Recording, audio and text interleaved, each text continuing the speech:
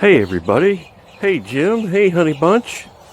Well, here we are in Florida, and this is our 2016 Winnebago. Today I'm going to tell you about its quirks and features, and I'm going to drive it, and then I'm going to give it a Scott score after we make it to Atlanta, Georgia. Yeah, baby. Well, the first thing I want to say is I think you get one of these things so you can hit the open road and hit somewhere really cool. And we're in this this RV park that's right next to the freeway. So I don't know how relaxing that is to get in your RV from your quiet home and drive to Florida and park next to a freeway, but apparently that's a thing. I flew out from California to Florida the other day, and I met my friend Mark Woods, and he purchased this 2016. It's actually on a 2015 Mercedes Sprinter chassis. It's a 26-foot Winnebago Via. It's got about 20,000 miles on it, and so far, after just one night and about 25 miles of driving, it's done pretty good. It's got these pop-outs here, and we're about to set off from, we're I think about 100 miles north of Fort Lauderdale at this point, and we're about to take off, and we're hoping to make it to Atlanta, Georgia tonight. And I think that's about a 9 or a 10 hour drive, maybe? Not sure. I have to look. Guess I should be more informed before I start jibber-jabbering here.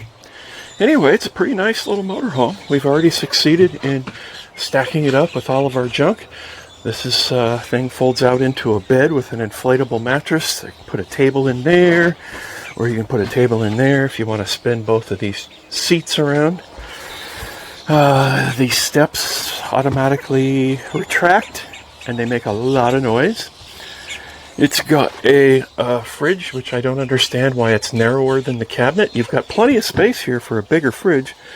Why put a small one and fill in? Same way I feel about this microwave. I see it's got vents and all, but I'm sure there's enough clearance to put a larger microwave in there. But there's our little kitchen. Got our little bedroom with the TV back here. I guess I could have turned the lights on. I don't know where they are. There we go. Yeah, got these nice can lights. So it's a pretty decent motorhome. Small size. Should be fairly easy to drive. I haven't driven it quite yet. Mark drove it for the first just few miles, but I'll get my seat time, I'm sure, today.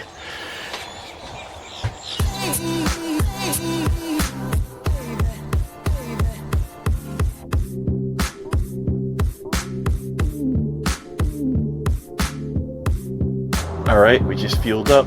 My turn to drive. Woohoo! Holy shit! Oh, I am shaking like a leaf. I was in the number one lane. I was driving, doing about 70, and pow! The thing yanks to the right like crazy. Oh, look at this. Oh.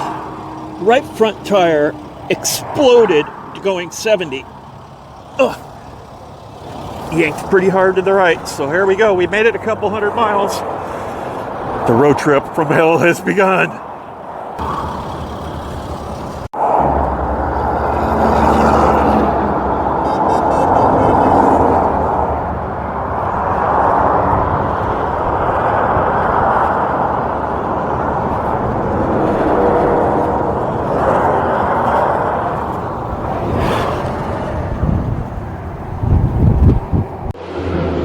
Well, I'm not sure if it's a quirk or a feature, but in the glove box here, you have a little holder for your pen.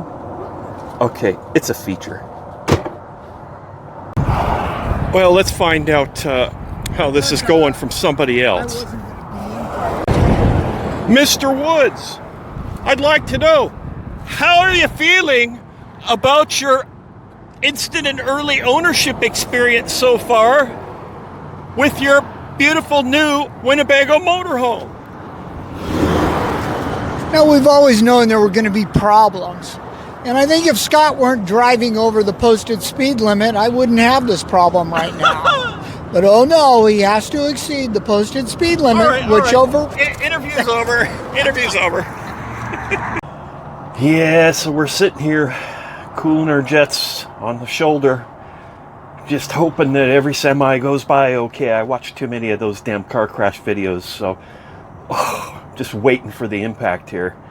We called around, we checked into what to do about this, and it looked like it was going to cost, gosh, $500, maybe even a little more than $500 to get a towing company to come out here, hook up to the thing, and then they have to disconnect the drive shaft, and then by the time we get it to the tire shop, the nearest tire shop, it was going to be about $500 for the tow.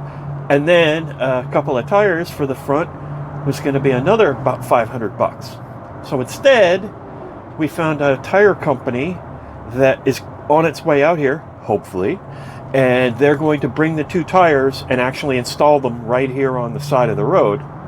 And that's going to cost about $600. So it's only a little more than if we'd just driven into a tire shop to have it done right here, and it's a lot less than towing this thing to a tire shop and then buying the tires. So hopefully that'll all work out. That's what we're waiting for here. And meanwhile, I'm having some delicious sarsaparilla.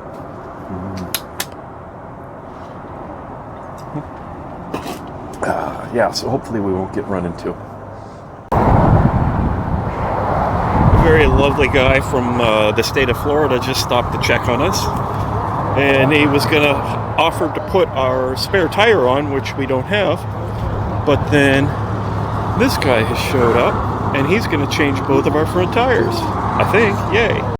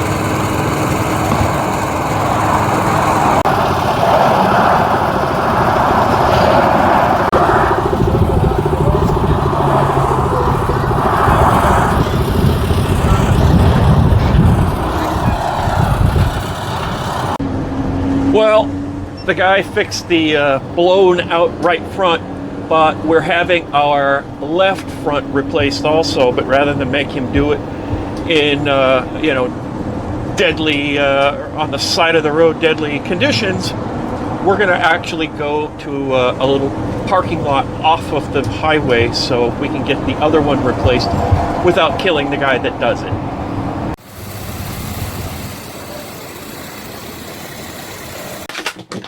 Well, it's been a long day. Did you just drop your dinner? Yes. And you're filming me and I don't like it. So, we made it to an RV park. Our objective of making it to Atlanta today, yeah, didn't happen.